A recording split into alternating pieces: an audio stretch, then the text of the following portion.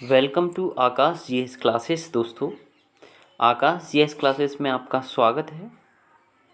आज हम करने वाले हैं कुछ महत्वपूर्ण प्रश्नावली जो कि आधुनिक भारत से संबंधित है।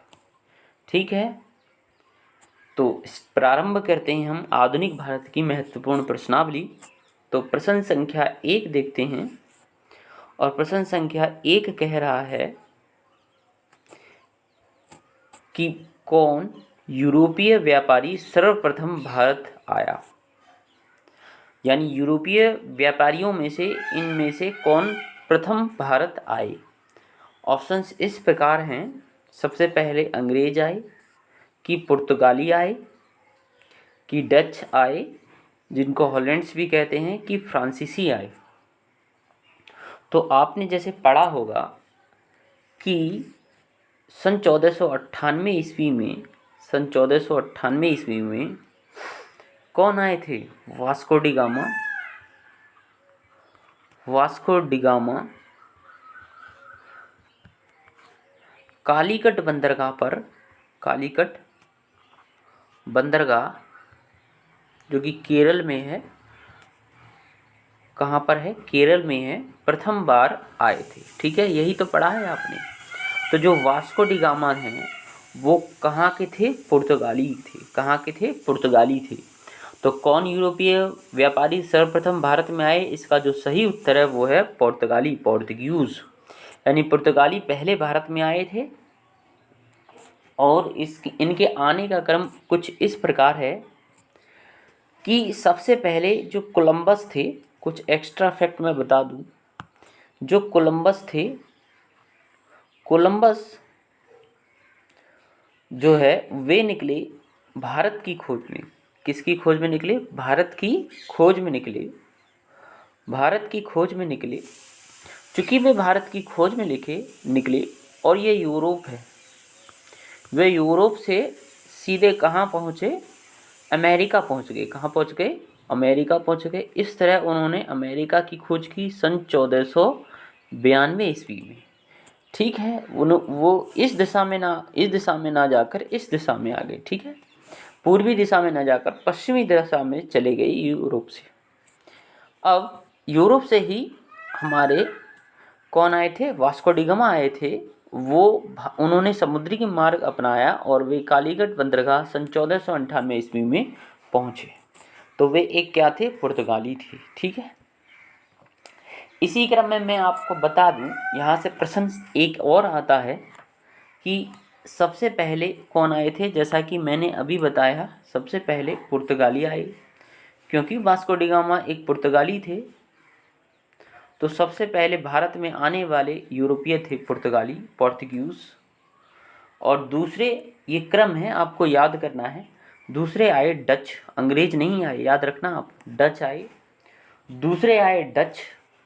और पुर्तगाली जो आए थे वास्को डी गामा 1498 ईस्वी में आए थे। और डच माने जो हॉलैंड्स के लोगों को डच कहते हैं, वे आए 1595 ईस्वी में। तीसरे पे आए अंग्रेज। आपको ये क्रम याद रखना है। हम लोग यहाँ गलती कर देते हैं, अंग्रेज और डच में गलती कर देते हैं। तो आप याद रखना, अंग्रेज आए सन 1600 ईस्वी में। और चौथे आए, अंत में आए थे फ्रेंच यानी फ्रांसीसी आए सन 1664 ईस्वी में। तो आपको याद क्या करना है क्रम दोस्तों? पुर्तगाली आए, उसके बाद डच आए, उसके बाद अंग्रेज आए, उसके बाद फ्रांसीसी आए। ठीक है, भारत में यही क्रम आपको याद रखना है और यहाँ से प्रश्न पूछे जाते हैं। पुर्तगाली आए सन 1498 ईस्वी में, डच आए सन 1595 ईस्वी में, अंग्रेज आए सन 1600 ईस्वी में और फ्रांसीसी आए सन 1664 ईस्वी में। यहीं से एक प्रश्न और आता है कि इन्होंने जो कंपनियां बनाई थीं, कंपनी की स्थापना, इन्होंने कंपनियों की जो स्थापना की थी उसका क्रम क्या है? उसका क्रम देख लो। हमें पता है जो पुर्तगाली आए थे वे 1498 ईस्वी में आए थे। तो उन्होंने सबसे पहले 1498 ईस्वी में ही कंपनी बनाई। ठीक है, दूसरे आए थे अंग्रेज दूसरे पे थे कौन? डच। डच आए 1595 ईस्वी में, लेकिन डच कंपनी नहीं बना पाए, अंग्रेजों ने उससे पहले कंपनी बनाई सन 1600 ईस्वी में। ये क्रम आपको अलग याद रखना है, कंपनी की स्थापना का क्रम। तीसरे पे आप डच स्थापित करेंगे सन 1602, जो कि आए थे 1595 ईस्वी में। चौथे पे फ्रांसीसी, वही आने का जो क्रम था वही उनकी कंपनी की स्थापना का क्रम है सन 1664 ईस्वी में। ठीक है दोस्तों, इसी में मैं बता दूं कि पुर्तगालियों द्वारा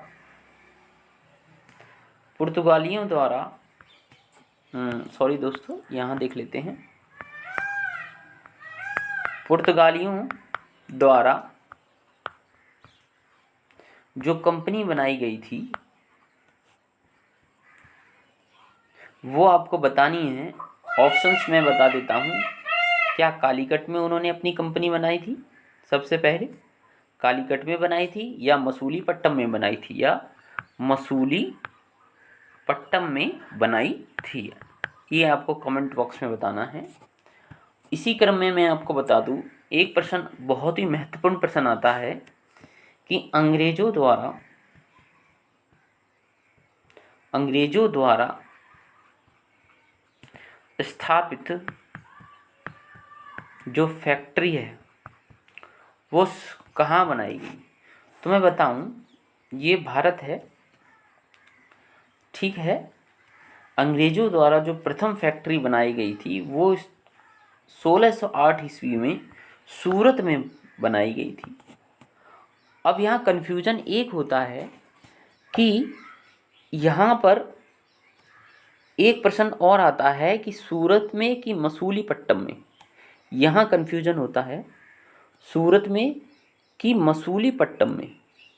मसूलीपट्टम में अब ये ऑप्शंस आते हैं, यहाँ कन्फ्यूजन होते हैं, तो आप याद रखिएगा। अंग्रेजों ने 1608 ईस्वी में सूरत में कंपनी बनाना स्टार्ट किया था, और क्योंकि जब जहांगीर का शासन था, कौन थे? जब जहांगीर का शासन था तो जहांगीर ने इस कंपनी को क्या कर दिया था? रोक दिया था। कंपनी बनाने का कार्य जो था वो रोक दिया था। तो अंग्रेजों ने सन 1600, शायद मुझे याद आ रहा है, सन 1611 ईस्वी में मसूलीपट्टम में कंपनी बना ली। चूँकि कंपनी बनाने का कार्य जो है सूरत में प्रारंभ कर दिया गया था, अब वो जो कंपनी जो 1608 में बनाई थी वो 1613 में बनकर तैयार हो गई। इस तरह से इसका सही उत्तर यही होगा, क्योंकि उन्होंने 1608 में कंपनी बनाना प्रारंभ कर दिया था, इसलिए सूरत ही इसका सही उत्तर होगा। तो अंग्रेजों द्वारा स्थापित प्रथम कंपनी कहाँ पे थी? सूरत थी। कहाँ पे थी दोस्तों? सूरत थी। ठीक है, चलिए अब चलते हैं दोस्तों अपने नेक्स्ट क्वेश्चन पर, अगले प्रश्न पर। इतना काफ़ी होगा आपके लिए। भारत में अंग्रेजों के आने का क्या मतलब था, या उनका क्या उद्देश्य था? जब प्रथम बार वे आए थे तो उनका उद्देश्य क्या था? तो ऑप्शंस हैं, क्या व्यापार करने के उद्देश्य से आए थे, ठीक है, या धार्मिक प्रचार करने के उद्देश्य से आए थे, या तकनीकी प्रचार के उद्देश्य से आए थे? यहाँ ऑप्शंस नंबर 4 है, या श्रेष्ठता की दृष्टि से आए थे। तो ये तो बड़ा ही आसान उत्तर है। उनका जो मुख्य उद्देश्य था वे सिर्फ व्यापार करने के उद्देश्य से आए थे। ठीक है, प्रश्न नंबर 3 या प्रश्न संख्या 3 पर बढ़ते हैं। अंग्रेजों ने भारत में अपनी पहली फैक्ट्री कहाँ स्थापित की? अभी मैंने इस प्रश्न के बारे में आपको पूरी तरह से बता दिया और अगला ही प्रश्न वही आ गया। तो देखिए, मद्रास, हुगली, सूरत और बम्बई। तो इसका सही उत्तर होगा सूरत। ठीक है, अंग्रेजों द्वारा स्थापित प्रथम कंपनी कौन सी होगी? सूरत, जो मैंने अभी आपको बताया था। ठीक है, प्रश्न संख्या 4 पर चलते हैं। प्रश्न संख्या 4 क्या कह रही है दोस्तों? कह रही है निम्न व्यापारियों के आगमन का क्रम। मैंने अभी आपको बताया कि आगमन का क्रम पूछता है। अभी मैंने आपको बताया आगमन का क्रम, और वो क्रम मैंने अभी बता दिया था। ठीक है, इससे पहले वाले प्रश्न संख्या 1 में ही मैंने सारी बातें बता दी। तो जैसा कि हम जानते हैं, सबसे पहले कौन आए थे दोस्तों? सबसे पहले आए थे पुर्तगाली। जैसा जैसा कि अभी हम पढ़ के गए हैं, सबसे पहले पुर्तगाली आए थे और वास्को डी गामा सन 1498 ईस्वी में आए। उसके पहले आए डच। कौन आए? उसके बाद आए डच। ठीक है दोस्तों, 1595 ईस्वी में डच आए। उसके बाद कौन आए? डच के बाद अंग्रेज आए। ये क्रम बड़ा ही आपको याद रखना है, प्रश्न बनते हैं। देखिए, और बन गया। सन 1600 ईस्वी में अंग्रेज आए। कौन आए दोस्तों? अंग्रेज आए। ठीक है, 1 मिनट दीजिएगा मुझे, बस थोड़ी पेन में थोड़ी सी दिक्कत आ गई है, उसे सही कर लूँ। बस 1 मिनट का समय चाहिए था, हो गया। और चौथे नंबर पर आए थे दोस्तों फ्रांसीसी आए थे। अभी मैंने आपको बताया था। और फ्रांसीसी कब आए? 4 साल बाद, 64 साल बाद, यानी 1664 ईस्वी में। ठीक है, तो इसी क्रम को आपको याद रखना है। सबसे पहले कौन आए थे?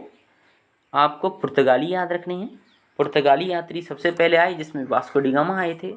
फिर डच आए 1595 में, फिर अंग्रेज आए 1600 ईस्वी में, उसके बाद फ्रांसीसी आए सन 1664 ईस्वी में। तो चलते हैं हम अपने प्रश्न पर।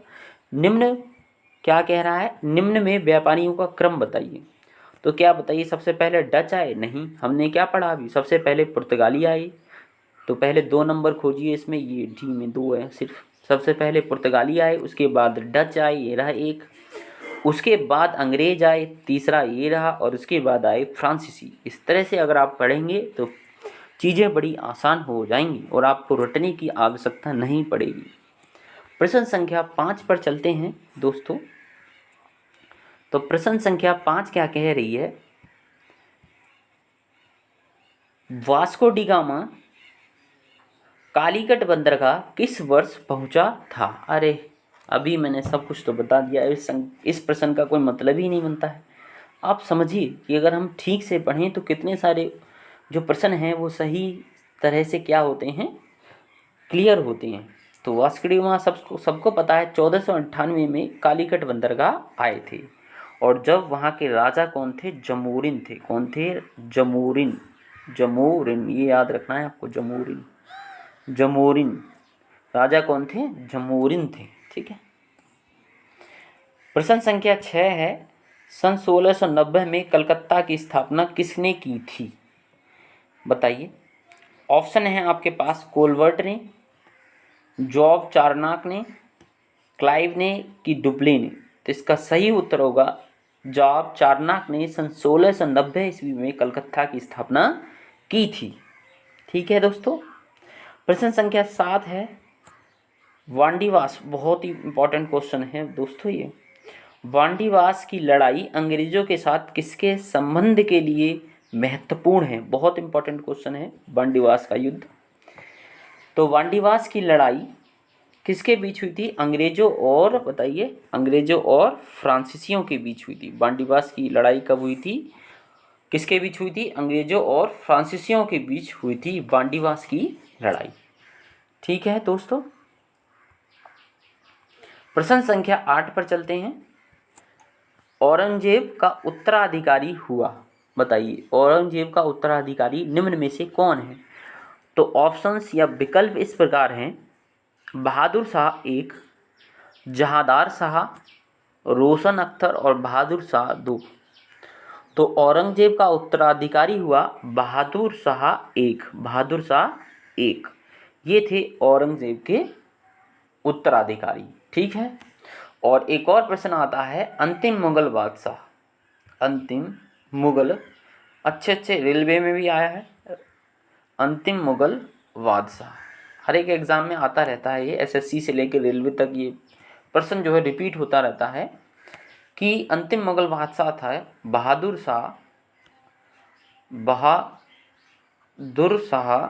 बहादुर शाह द्वितीय, जिसको बहादुर शाह क्या कहते हैं? जफ़र भी कहा जाता है। बहादुर शाह जफ़र भी कहा जाता है इन्हें। ये अंतिम मुगल बादशाह थे। ठीक है। इन्होंने अंग्रेज़ों ने इनको कैद करके कहाँ भेज दिया था? म्यांमार में। कहाँ? रंगून जेल में भेज दिया था, जहाँ इनकी मृत्यु हो गई थी। तो ये अंतिम मुगल बादशाह थे। और औरंगजेब का उत्तराधिकारी था बहादुर शाह 1।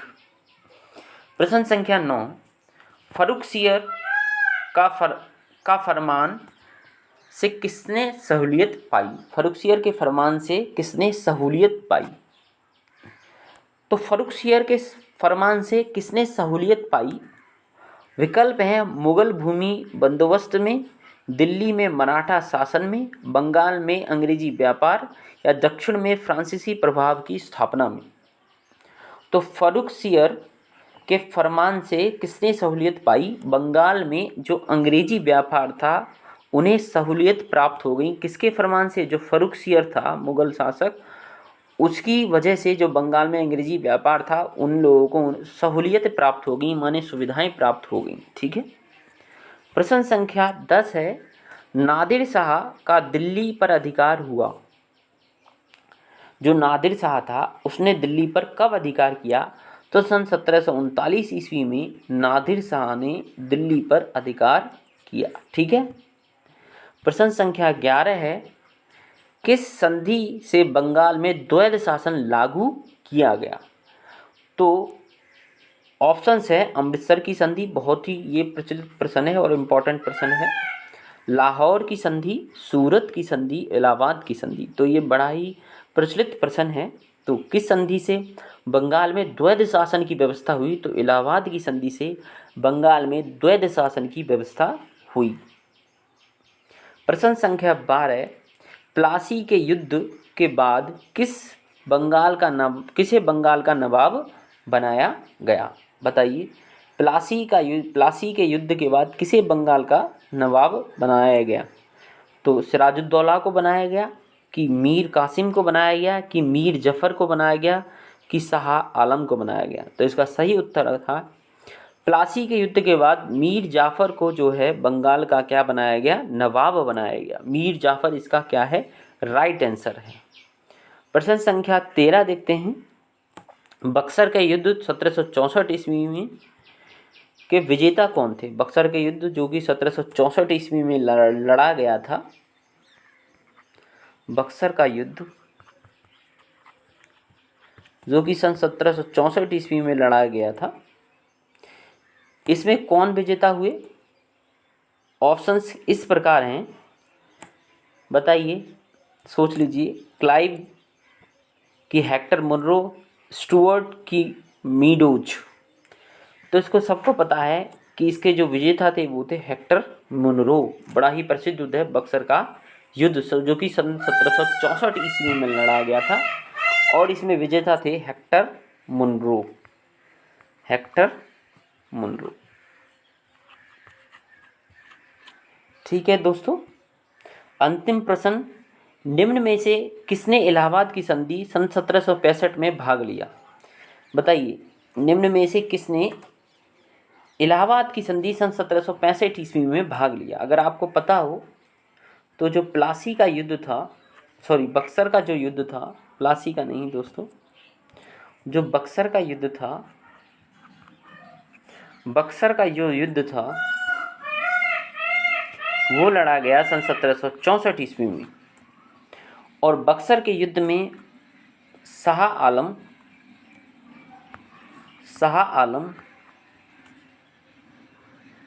और सिराजुद्दौला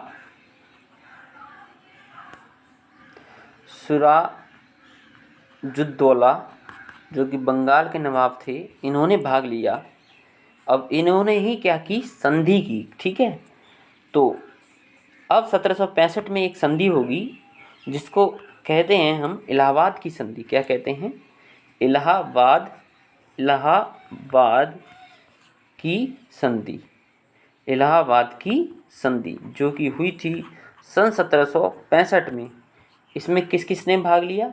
तो शाह आलम भाग लेंगे, शाह आलम जो उस समय मुगल बादशाह थे, क्लाइव भाग लेंगे, रॉबर्ट क्लाइव, और